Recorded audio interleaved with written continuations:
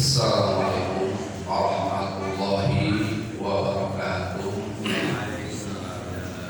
Alhamdulillah telah kita sama-sama membacakan surat Yasin. Seperti biasa kita lanjutkan dengan sedikit pembahasan tentang ilmu. Kita langsung meneruskan yang kemarin, yaitu kita masih membahas tentang masalah bagaimana berdiri dalam sholat, kemudian dilanjutkan cara mengangkat tangan, dan kita lanjutkan adapun takbir. Maka seyogyanya untuk mendomahkan huruf H dari perkataan Allahu dengan domah yang ringan, tidak bersyarat. Ketika kita sudah mengerti tentang bagaimana tata cara mengangkat tangan di dalam sholat, dan itu adalah hukumnya sunnah mengangkat tangan itu, kemudian meletakkannya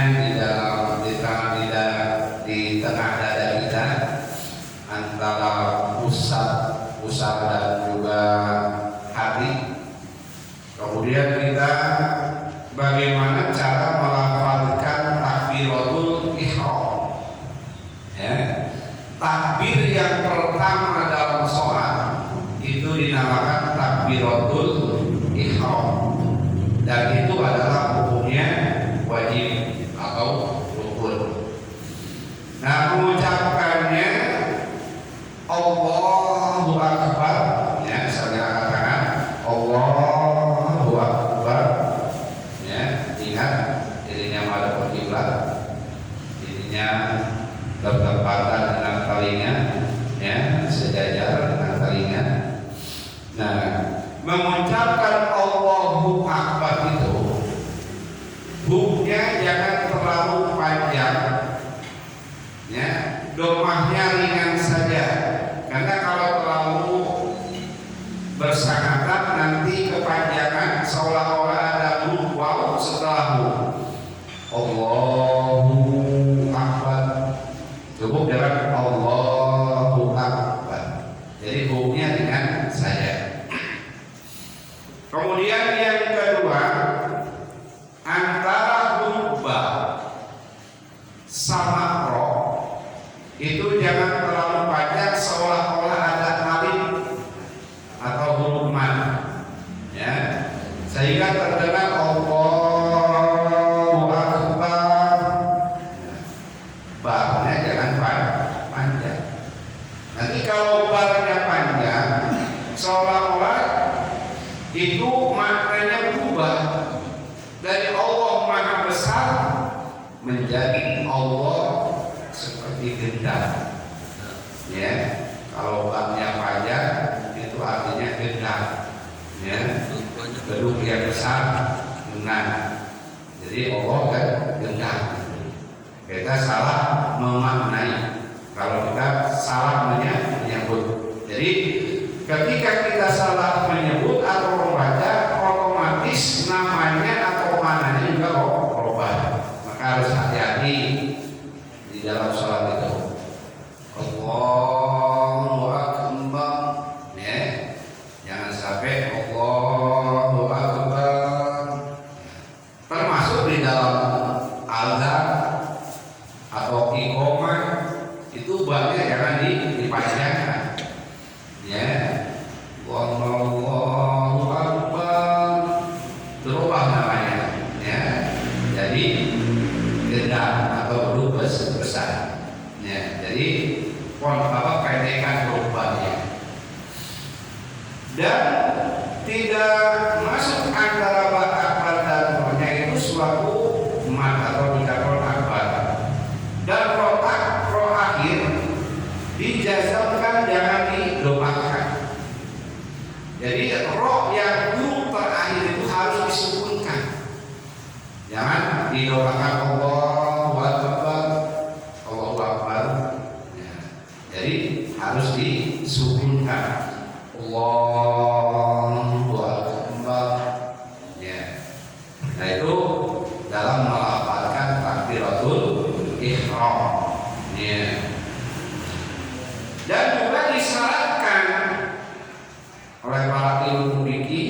ulama fikih bahwa menyebut takbiratul ihram itu harus terdengar oleh kuping sendiri.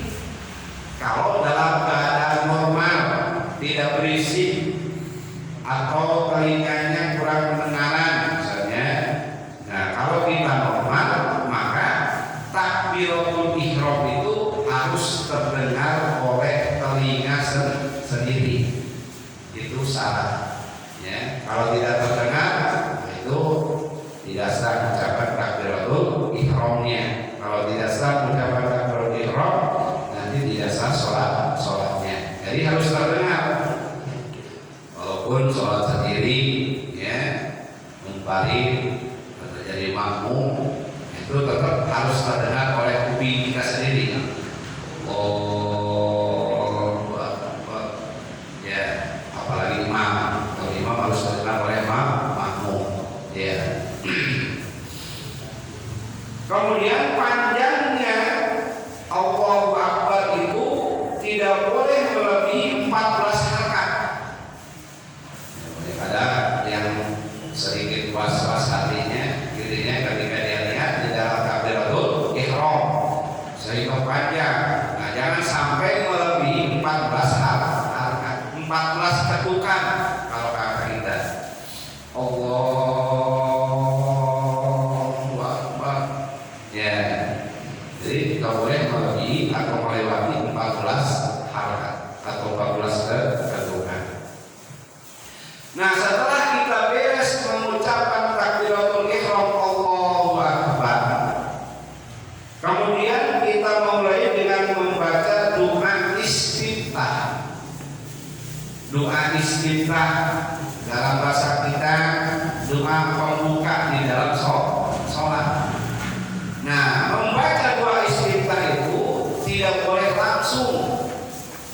Jadi ketika habis takbiratul ihram Allahu Akbar, diam dulu sejenak, ukuran membaca subhanallah. Lalu kita baca Allahu Akbar kabira walhamdulillahi katsira wa subhanallahi bukratan wa asila wajhatu wajhiyal ladzi fataras samawati wal arda hanifan musliman wa ma ana minal musyrikin. Inna sholati wa nusuki wa mahyaya wa mamati lillahi rabbil alamin la syarika lahu wa bidzalika umirtu wa ana minal muslimin.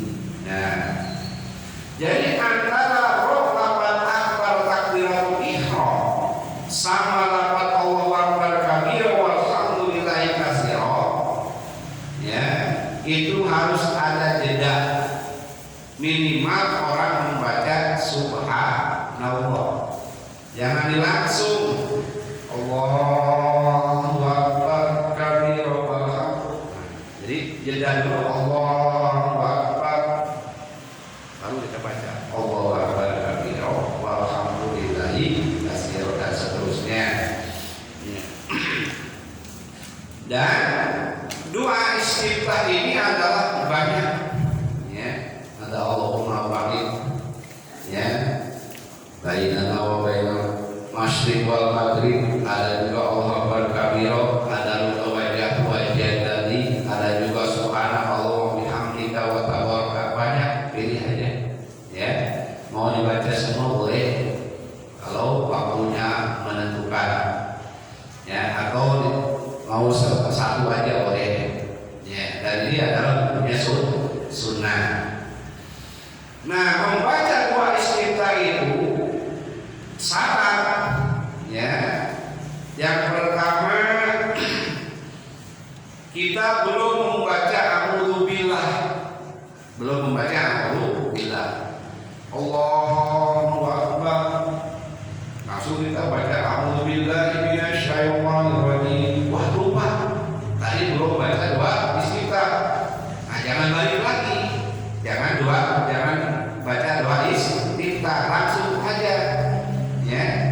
Kalau sudah lupa atau kalau sudah ketinggalan, baik itu sengaja atau tidak, kalau sudah baca takut a'udzubillah, maka tidak boleh kembali membaca doa istiftah. Terusin saja, tidak batal sholatnya.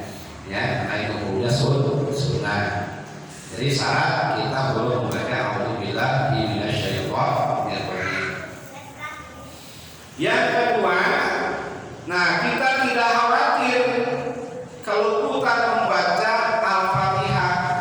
Misalkan kita datang ke masjid makmum, imam sudah baca Qul ya ayyuhal kafirun, sudah baca surat, kita baru datang, langsung kita takbir Allahu Akbar. Nah, kita jangan baca dua istiftah, langsung baca Al-Fatihah. Nanti kalau kita baca dua istiftah, nanti baca Al-Fatihahnya tidak keburu imam ruku. Ya, jadi selama tidak ada khawatir ketinggalan baca Fatihah, lalu kita baca dua istiftah. Tapi kalau kita khawatir ini waktunya nggak sempat untuk baca Al-Fatihah, maka doa istiftah ditinggalkan dulu, langsung baca surat Al-Fatihah. Itu syarat yang kedua. Syarat yang ketiga, tidak khawatir kalau utang waktu. Kita mau sholat zuhur, kebetulan terlambat, ada waktu 3 menit lagi, ya, keburu waktu asar. Nah, kita langsung sholat, tidak usah baca dua istiftah. Nanti kalau kita baca dua istiftah, keburu waktu asar. Jadi boleh baca dua istiftah selama waktunya sedang dan tidak lupa atau sekalian. Gitu. Jadi kalau waktunya sempit, langsung saja ke Al-Fatihah. Nah, setelah kita membaca doa istiftah di dalam sholat dan itu ada hukumnya sunnah, kemudian kita membaca a'udzubillahi minasyaitonir rajim. Nah, itu pun harus ada jeda antara baca doa istiftah dan baca ta'awudz. Harus ada jeda, ukuran membaca subhanallah. Harus ada jeda, ya. Dan a'udzubillahi minasyaitonir rajim ini adalah bukan bagian dari Al-Fatihah. Bukan bagian dari Al-Fatihah. Cuma ada perintah dalam Al-Quran, kalau kamu baca Al-Quran, maka berlindunglah kepada Allah dari godaan setan. Maka dibentuklah lafaz a'udzubillahi minasyaitonir rajim. Dan ini hukumnya adalah sunnah, bukan rukun. Ya. Nah, setelah kita membaca a'udzubillahi minasyaitonir rajim, kemudian kita baca surat Al-Fatihah yang diawali dengan bismillah. Itu pun harus ada jeda, ukuran baca subhanallah antara baca a'udzubillahi minasyaitonir rajim dengan surat Al-Fatihah itu harus ada jeda, ukuran baca subhanallah, jangan langsung, ya. Nah, kemudian kita membaca surat Al-Fatihah yang dari bismillah sampai waladhdallin, ya. Dengan tasdid-tasdidnya yang sempurna ketika kita membaca surat Al-Fatihah, karena ini termasuk rukun qauli, rukun bacaan. Nah, ini baru rukun, ya. Yang tadi mah baru sunnah. Ini baru rukun. Takbir rukun, baca Al-Fatihah rukun. Artinya wajib. Kalau tidak baca tidak sah. Ya. Nah, harus dengan tasdid-tasdidnya. Ada berapa tasdid dalam surat Al-Fatihah? Ada 14. Contoh, Bismillahirrahmanirrahim 3. Bismillah. Lafaz Allah ada tasdid. Ir-Rahman. Lafaz Ar-Rahman ada tasdid. Ir-Rahim. Lafaz Ar-Rahim ada tasdid. Sudah 3 dalam Bismillah. Alhamdulillahirabbil alamin. Ada tasdid. Ar-Rahmanir Rahim. Ada dua. Maliki yaumiddin. Iyyaka na'budu wa iyyaka nasta'in. Ihdinas siratal mustaqim. Siratal ladzina an'amta 'alaihim ghairil maghdubi 'alaihim waladdallin.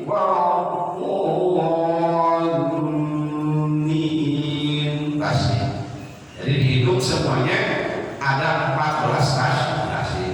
Nah, ke-14 tasydid itu tidak boleh kurang dan tidak boleh lebih. Ya, karena kalau melebihi bisa berubah makna, berkurang sama bisa berubah makna. Termasuk makhorijul huruf, tempat keluar huruf. Ya, contoh Alhamdulillahi Rabbil Alamin. Ya, segala puji bagi Allah semesta alam, ya, yang kursi semesta alam. Rabbil Alamin. Nah, salah menyebutnya Alhamdulillahi Rabbil Alamin pakai alif. Nah, robah namanya dari alam menjadi raja penyakit. Ya, raja penyakit. Alamin pakai alif atau pakai hamzah. Ya, salah pengucapan. Makhorijul hurufnya salah, tempat keluar hurufnya salah, maka berubah maknanya. Maka hati-hati pelajari khusus di dalam Al-Fatihah, karena itu adalah bagian daripada rukun sholat. Ya. Jadi jumlah tasydidnya harus dirasa, dijaga, dipelihara, jangan sampai kurang dan jangan sampai lebih. Yang jumlahnya ada 14 tasydid dalam surat Al-Fatihah. Dan juga huruf-hurufnya itu semuanya ada 155 huruf dalam surat Al-Fatihah. Kalau malikinya tidak dipanjangkan, maliki yaumiddin, pendek baca maknya.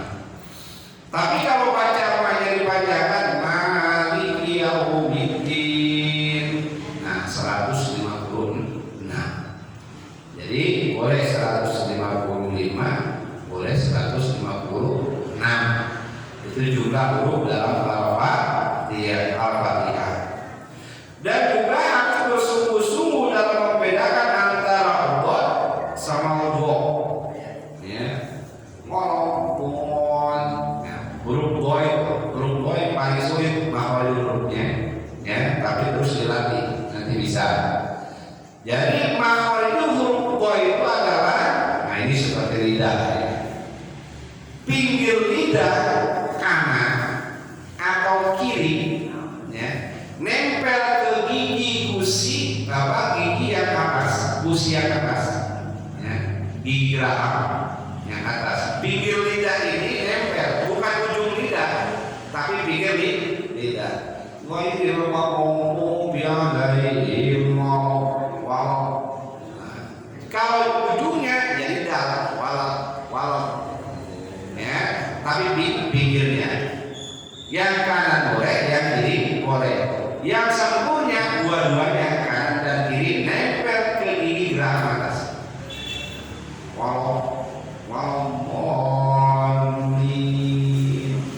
Khawatir salah penyebutan, salah menyebut makhorijul huruf akan berubah kepada makna.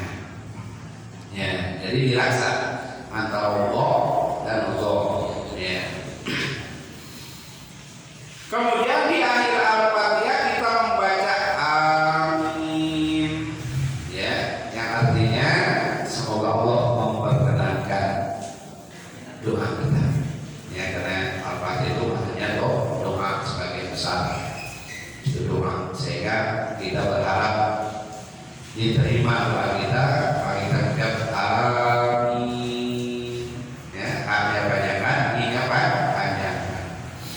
Tapi penyebutannya tidak boleh disambung dengan surat Al-Fatihah, karena khawatir amin itu bagian daripada Al-Fatihah atau bagian dari Al-Quran atau bagian daripada surat Al-Fatihah. Bukan. Amin itu bukan bagian dari surat Al-Fatihah dan juga bukan bagian dari Al-Quran. Ya, makanya di situ harus beda ukuran baca subhanallah. Ya. Wa yu'minu bi'alaihim wa'adhdallin. Amin. Jangan disambung. Wa yu'minu bi'alaihim wa'adhdallin. Amin. Nyambung. Khawatir. Ya, khawatir dianggap bagian daripada surat Al-Fatihah. Jadi harus dijeda dulu baru mengucapkan amin. Ya. Nah, mengeraskan bacaan pada sholat subuh. Nah, ini sampai orang tolin amin. Dan Al-Fatihah itu dikeraskan bacaannya sholat maghrib, sholat isya, sholat subuh. Itu harus bacanya harus keras, terdengar. Ya, 3 waktu maghrib, isya, subuh, terkecuali zuhur dan asar. Baik itu sholat sendirian munfarid atau berjamaah khusus imam. Ya, kebetulan kita nggak perlu berjamaah di rumah misalkan. Bagaimana sholat sholat maghrib, isya dan subuh?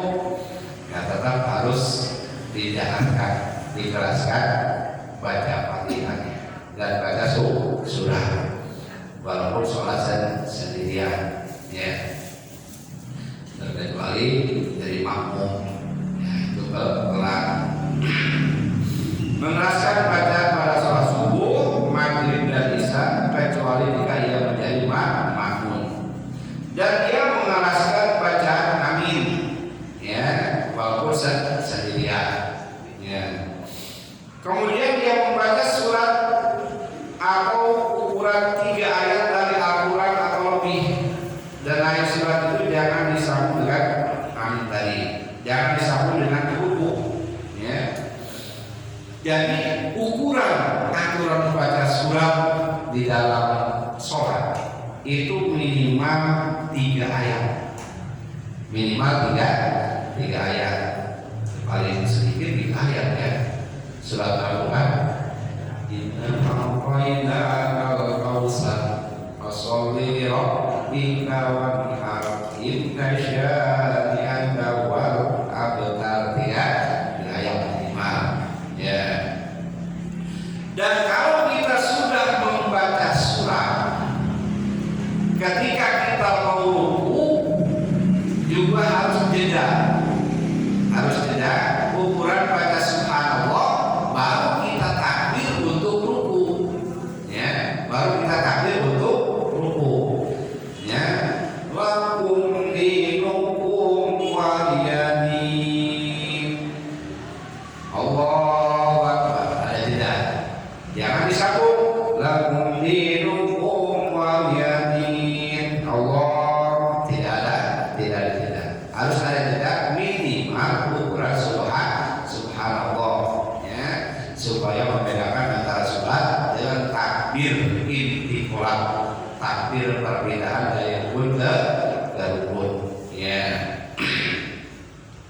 Nah, kemudian pada sholat subuh yang membaca surat-surat yang panjang. Nah, pas sholat seperti surat Qaf atau Al-Hujurat sampai Amma atau Al-Buruj. Jadi untuk sholat subuh itu disarankan, dianjurkan suratnya yang panjang.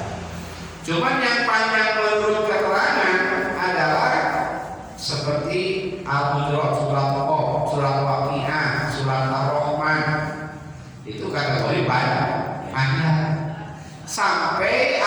Sampai surat Amma Yatasaalun.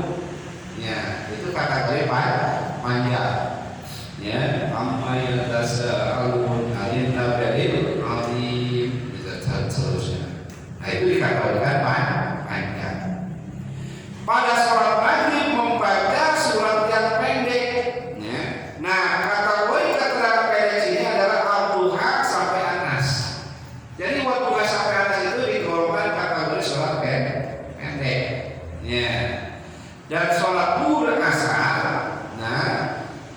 itu dari mulai lama sampai dengan wafat. Ya, pertengahan.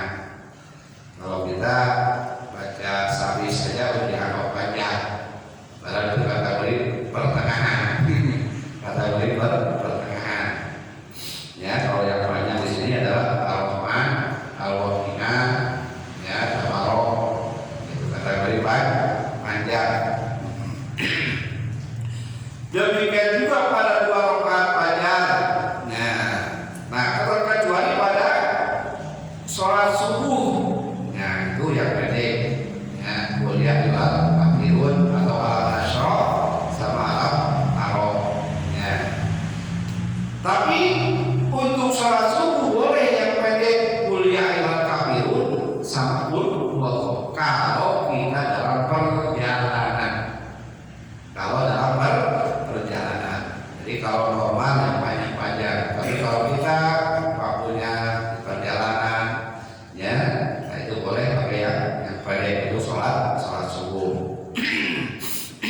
Kalau juga sholat sunnah, ya, boleh yang pendek. Nah, orang yang dalam sholat di jalan seluruhnya itu mengekalkan berdiri dan meletakkan tangan sebagaimana yang sudah kita bahas tadi. Ya, jadi dari mulai takbiratul ihram, kakinya lebarnya minimal 4 jari jaraknya, paling panjang sedekah. Kemudian meletakkan tangannya di antara perut dan dada, ya. Nah itu sampai kita mau ruku, dipertahankan sampai kita mau ruku. Ya, jadi ketika kita ruku baru berubah. Nah, sementara kita berdirinya, meletakkan tangannya, mata kita melihat ke tempat sujudnya, ya, itu dipertahankan sampai kita ruku. Nah, itulah diantaranya pembahasan tentang masalah sholat yang dohir, ya, yang dohir, praktek sholat yang dohir. Dan mudah-mudahan bagi yang belum ini ya bisa menambah pengetahuan, dan juga yang sudah hafal supaya lebih hafal lagi. Jadi mudah-mudahan ada manfaatnya bagi kita untuk meningkatkan kualitas sholat kita, agar sholat kita ini benar-benar sesuai dengan ilmu. Sallallahu ala Muhammad,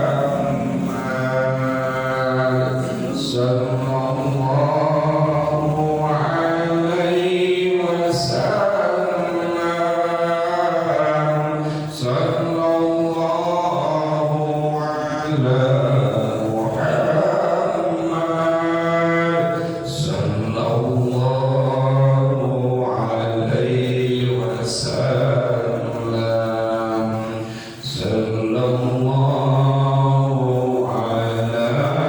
sallallahu ala Muhammad, sallallahu alaihi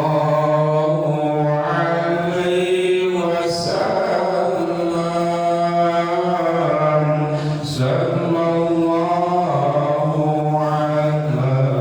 Muhammad, sallallahu alaihi wasallam, sallallahu